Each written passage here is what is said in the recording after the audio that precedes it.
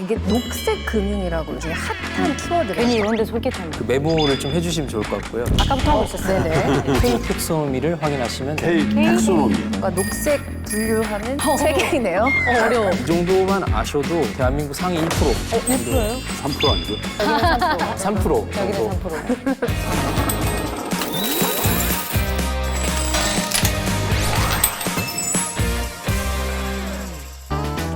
안녕하세요. 저 3프로TV 진행하고 있는 김프로입니다. 오늘은 여러분들을 위해서 꼭 알아두면 도움될 만한 정보, 모르면 손해보는 정보 알려드리는 시간을 마련했는데요. 먼저 신하영 씨. 아, 네. 어우, 오랜만에 뵙겠습니다. 반갑습니다. 안녕하세요. 어떻게 요즘도 주식 파란 하늘에서 살고 있어요. 파래요. 불이 활활 타올라야 되는 거예요. 아, 정말 파래요. 사실은 네. 우리 신하영 씨가 뭐 다 아시는 금융금수저잖아요. 아, 사실 가족분들이 금융계에 좀 많아서 이렇게 어깨 너머로 듣는 그 얕은 지식들이 있거든요. 자, 그래서 오늘은 김프로님과 함께 저희가 모르면 네. 손해보는 녹색 금융에 대해서 알려드리려고 이렇게 자리를 마련을 해봤습니다. 이름하여 녹색 금융이 뭐니? 뭘까요? 자, 오늘 함께 이야기 나눌 분들 소개 좀 해드릴게요. 개그계 대표 저축왕 김지민 씨 모셨습니다. 안녕하세요. 반갑습니다. 자, 그리고 또 한 분, 돈이 되는 녹색 금융에 대해서 자세한 정보를 알려주실 환경과 금융의 전문가, 환경부 녹색 전환 정책과 금병옥 사무관님 반갑습니다. 안녕하세요. 네, 환경부 금병옥 사무관입니다. 되게 연예인 같았어요. 그러니까요. 고맙습니다. 고맙습니다. 맞다고요? 아니요, 맞는 건 아니고 정확하게 들었어요. 맞습니다. 맞습니다. 발음을 상당히. 고맙습니다. 3프로TV를 개인적으로 굉장히 구독하고 열심히 챙겨보는 어떤 프로를 보시나요? 주로? 아침 방송을 열심히. 아, 전화 오는 거? 네. 감사합니다. 그래서 찝어서 일부러 얘기하신 거죠? 그런데 이렇게 직접 출연하게 돼서 정말 감회가 새롭고요. 네. 여러 가지 유익한 내용들을 좀 나눌 수 있는 좋은 시간이 됐으면 좋겠습니다. 네.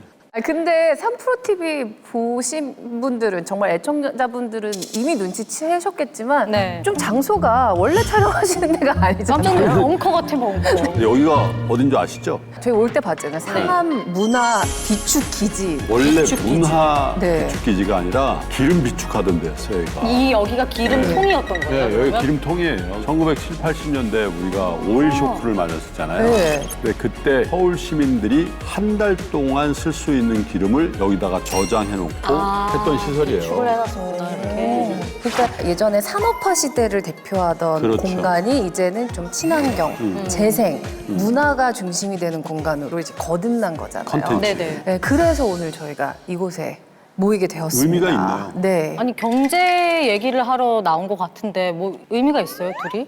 아, 이게 녹색 금융이라고 요즘 굉장히 핫한 키워드래요. 녹색. 녹색 금융. 그게 또 돈이 되는 또 알짜 정보라고 합니다. 그래서 네. 오늘 제가 네. 녹색 펜을 들고 메모지를 준비를 했습니다. 전 텀블러도 녹색. 그건 아니네. 옷이 녹색이시잖아요. 옷이 녹색. 주가처럼 파란색을 입고 오셨네. 주가처럼 파란색을 입고 오셨네. 아, 파란색 너무 싫어. 네. 앞으로 빨간색이라 이렇게 바꿔 입으세요. 네. 자, 다시 녹색으로 돌아갈게요. 녹색으로. 네, 환경에 어떻게 보면 이게 돈이 될까라고 생각을 하시는데 이게 전 세계적으로 환경에 대한 관심이 높아지면서 이게 단순히 친환경이나 아니나를 떠나가지고 경제에도 엄청나게 영향을 또 미친다고 하더라고요. 그렇죠. 예를 들면 몇 년 전에 러시아에서 엄청 가뭄이 심했거든요. 네. 그러니까 러시아가 밀을 가장 많이 생산하는 나라잖아요. 네. 밀이 흉작해지니까 밀값이 확 올라요. 밀값이 오르면 어떻게 되죠? 우리가 먹어야 되는 빵, 쌀이 비싸죠. 또 짜장면 이런 밀가루 거 다 비싸죠. 올라가죠. 그래서 네. 이런 기후의 이상 현상이 우리 경제 또 우리의 서민들의 삶에도 굉장히 중요한 영향을 그러네. 끼치죠. 그래서 최근에 환경을 생각하는 기업들이 많이 늘어났고 맞아요. 진짜 많아요. 또 국가적인 차원에서 환경 관련 정책들을 또 많이 시행을 하고 있더라고요. 그렇죠. 그래서 이제 우리가 탄소 프리, 탄소 제로다 뭐 그런 얘기들을 많이 하잖아요. 이게 뭐 어떤 의미냐면 배출되는 탄소와 흡수되는 탄소가 같게 만든다라는 의미에서 탄소 제로라는 얘기를 하거든요. 그래서 2050년까지 우리나라 같은 경우도 탄소 제로 사회를 만든다 이런 것들을 목표로 세워놓고 아마 우리 금사무관님 같은 분들이 굉장히 애를 많이 쓰고 계시잖아요. 그리고 여전히 탄소 배출을 많이 하는 그런 회사들한테는 세계적인 펀드 회사들에서 아, 우리 이런 데 투자 안 할래요. 이렇게 선언해버리는 그런 경우들도 많아요. 괜히 이런 데 솔깃한다. 아, 그렇죠. 이런 데서부터 종목이 나오죠. 시작이죠.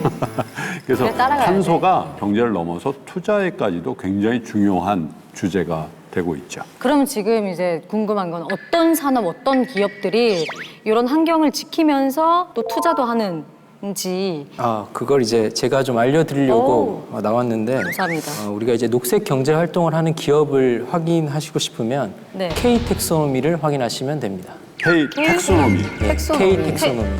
뭐 테크놀로지야?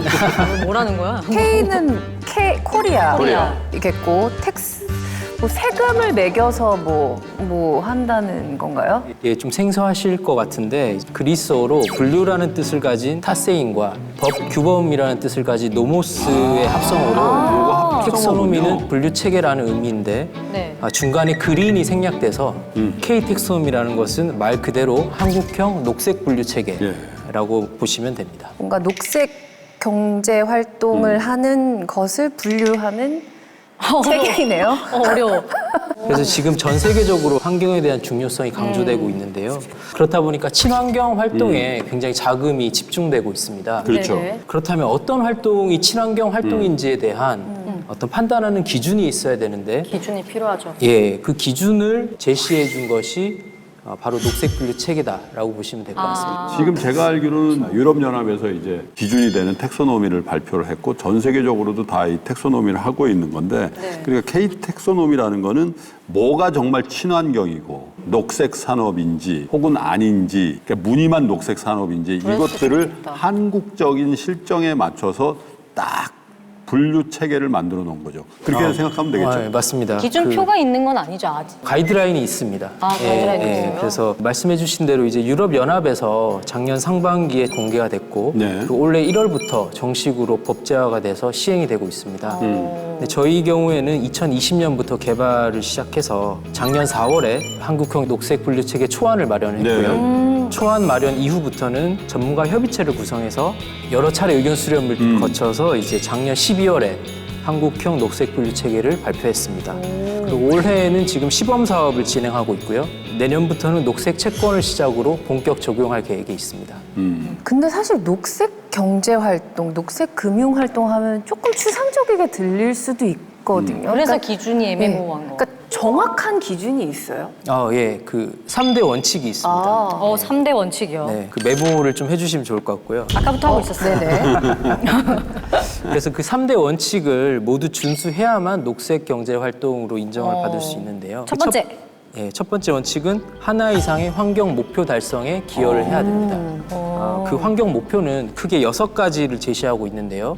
온실가스 감축 분야, 그리고 기후변화 적응 분야, 물의 지속 가능한 보존 분야, 자원 순환 분야, 오염 방지 및 관리 분야, 생물 다양성 보전 분야입니다. 실제로 이 6대 환경 목표라는 게 유럽 연합이라든지 국제기구에서 다 준용하고 있는 원칙이거든요. 그러니까 거의 모든 나라들이 이 6대 환경에 대한 목표를 다 가지고 있다고 보시면 되죠. 자, 이게 첫 번째 원칙이었고 두 번째 원칙은 뭔가요? 두 번째 원칙은 아까 말씀드렸던 그 첫 번째 원칙인 환경 목표 달성 과정에서 심각한 다른 환경 피해가 없어야 됩니다. 그렇죠. 그것을 전문 용어로 DNSH라고 해서 Do No Significant Harm이라고 하는데요. 예를 들면 우리가 무공해 자동차를 만들면 그건 이제 녹색 경제 활동이거든요. 네네네. 근데 무공해 자동차를 만드는 과정에서 폐기물 처리를 할 때 예를 들어 심각하게 환경오염을 했다. 그러네. 라고 하면은 의미가 없는 그러네. 그렇겠네요. 그래서 그런 경우에는 이제 녹색 그러니까 경제 과정도 활동을 중요하다는 인정할 수 거네요. 네, 최종 결과물뿐만 아니라 환경 활동을 하는 그 과정, 그것도 그렇습니다. 굉장히 중요하다. 네. 자, 마지막 뭐예요, 그러면? 네. 마지막으로 세 번째 원칙은 최소한의 보호 장치를 마련해야 한다는 것입니다. 사회 통념상 허용되지 않는 인권, 노동, 반부패, 문화재 파괴 등 사회적 무리를 야기하지 않는 최소한의 기준을 갖춰야 된다는 것입니다. 그래서 예를 들면 재생에너지 발전소 건설은 첫 번째 원칙에 기여하는 그 녹색 경제 활동인데요. 네. 그런데 만약 그 건설 과정에서 문화재를 파괴한다거나 인권을 착취한다거나 어떤 법을 위반했다면 그 또한 녹색 경제 활동으로 인정할 수 없다는 것입니다. 그냥 뭔가 사람답게 착하게 살면 되는 것 같은 느낌. 그러니까 아무것도 하지 말아야 돼. 네, 솔직히. 상식적으로만 살면 되는 느낌. 근데 K 텍소노미를 말씀을 하셨단 말이에요. 그러면 뭐 다른 유럽 연합이나 뭐 미국이나 이런 기준이랑 정확히 어떤 게 다른 거예요? 저희 K 텍소노미에는 전환 부문이 들어가 있습니다. 전환? 전환? 전환? K 텍소노미를 보시면 탄소 중립 및 환경 개선에 기여하는 필수적인 경제 활동을 녹색 부문으로 명시를 했고요. 네. 탄소 중립으로 전환하기 위한 중간 과정으로서 가도기적으로 필요한 경제 활동에 대해서는 전환 부문으로 명시를 해서 한시적으로 인정을 하고 있습니다.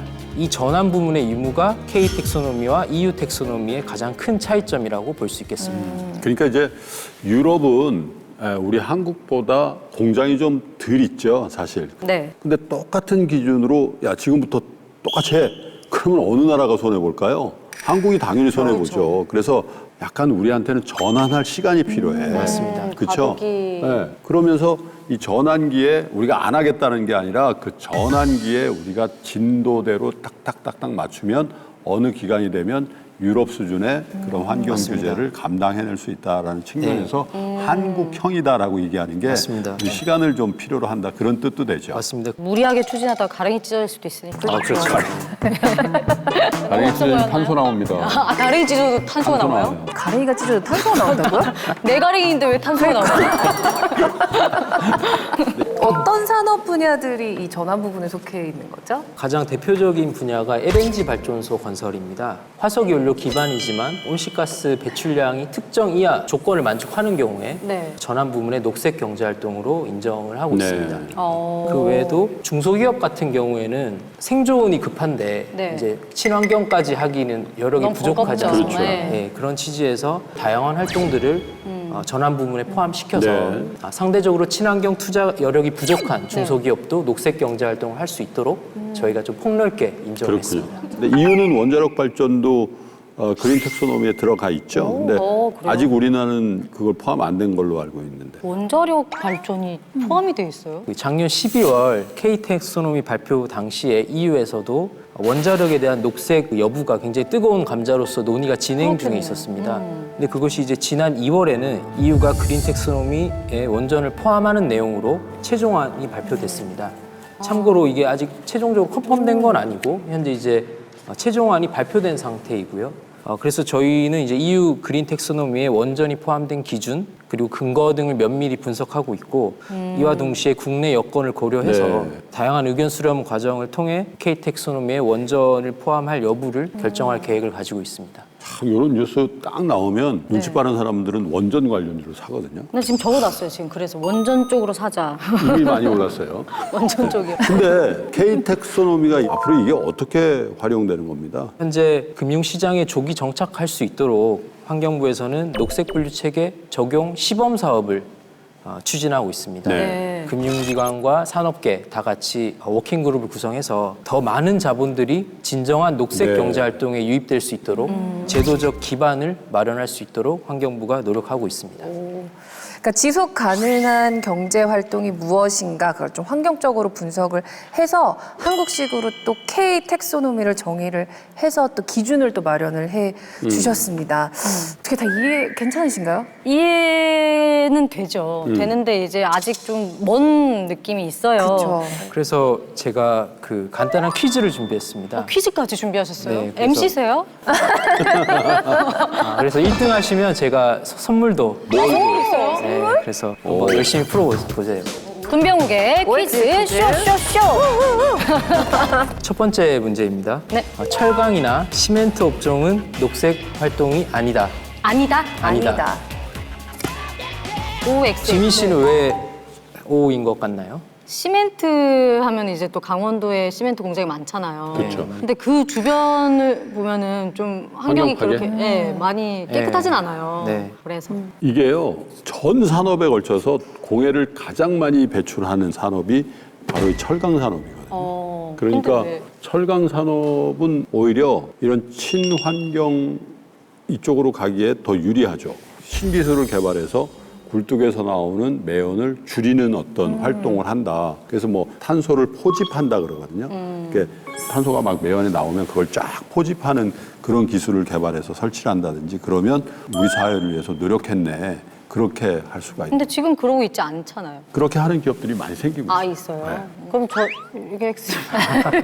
그 정답은 X입니다. 아, X구나. 철강이라든지 이제 시멘트 그런 업종들은 온실가스를 굉장히 많이 배출하긴 합니다. 네네. 하지만 온실가스 감축 노력을 열심히 해서 동일 계열 내 우수한 기준을 충족하게 된다면 우리가 녹색 경제 활동을 포함해서 이러한 업종들이 그런 노력을 더 열심히 할 수 있도록 그렇게 마련했습니다. 3대 원칙 중에 아까 환경 목표 달성, 그렇죠. 환경 피해 없이 한다, 뭐 이런 것들을 하고 있는 기업이니까 다 적어놨네요. 열심히 공부해야죠.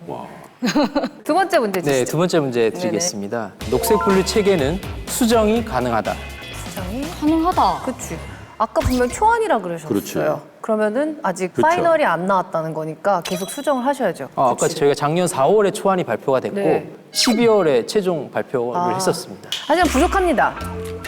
아니, 개정하셔야 돼요. 교통 정부 정책에 무슨 최종이 네. 있어요? 바뀌는데. 맞아. 지금 당황하셨죠? 너무 잘 맞춰서. 그 문제를 제가 너무 쉽게 출제한 것 같아서 좀 당황했는데요. 예, 정답은 O입니다. 오죠. 네. 우리가 녹색 분류 체계라는 것은 고정 불변의 것은 아니거든요. 네. 이게 산업이나 기술이 계속 발전돼서 지금은 녹색 경제 활동이지만 나중에는 녹색이 더 이상 아닐 수도 있는 거고, 그리고 지금은 녹색이 아니지만 나중에 녹색일 수도 있는 거고, 그래서 이러한 것들은 이제 다양한 이해관계자들의 의견 수렴을 지속적으로 받아서 주기적으로 보완해 나갈 예정입니다. 네. 자, 1등, 두 분 1등 하셨는데 뭐. 선물을 드릴 텐데 뭐 책 같은 거 이런 거 주지 마십시오. 뭐 책 같은 거 이런 거 주지 마십시오. 제가 출판업자입니다. 손이 책 위에 올라가. 어떻게 또 책을 준비했습니다. 녹색 금융답게 녹색으로. 오, 저 궁금했는데. 축하드립니다. 축하드립니다. 한 분만 드리면 서운하니까. 오, 감사합니다. 우와. 이게 이제 한국형 녹색 분류 체계 K 텍소노미를 정리한 가이드라인입니다. 가이드라인이군요, 가이드라인. 네, 책자 외에도 저희 환경부 홈페이지에 들어가거나 환경 책임 투자 종합 플랫폼이라는 사이트가 있습니다. 그 사이트에 들어가시면 PDF 파일로도 보실 수 있으니까 주변 분들에게 많이 전수해 주십시오. 네. 아 진짜 제가 그냥 말씀드린 게 아니라 여러분들 투자하실 때 이 K 텍소노미를 정확하게 인지하시고 하시면 여러분들의 투자하는데 굉장히 중요한 힌트가 될 것이다 이렇게 생각이 듭니다. 그러면 이제 투자하기 전에 전화해서 K 텍소노미를 아시나요? 그 기업은 알고 계신가요? K 텍소노미. 네. 중요한 포인트를 또 네. 확인하시면은 그 기업이 녹색 경제 활동을 하는지 안 하는지 아실 수 확실히 알 있기 수 때문에 네, 그렇습니다. 네. 녹색 금융이라는 것은 녹색 경제 활동을 영위하는 기업에 자금을 제공하는 것으로 전 세계 녹색 금융의 규모가 560조입니다. 660조요? 네. 이목 좀 찝어주세요, 이제는. 아, 찍어줄까? 아유, 줘요. 3천억 원에. 이거 편집해 주세요.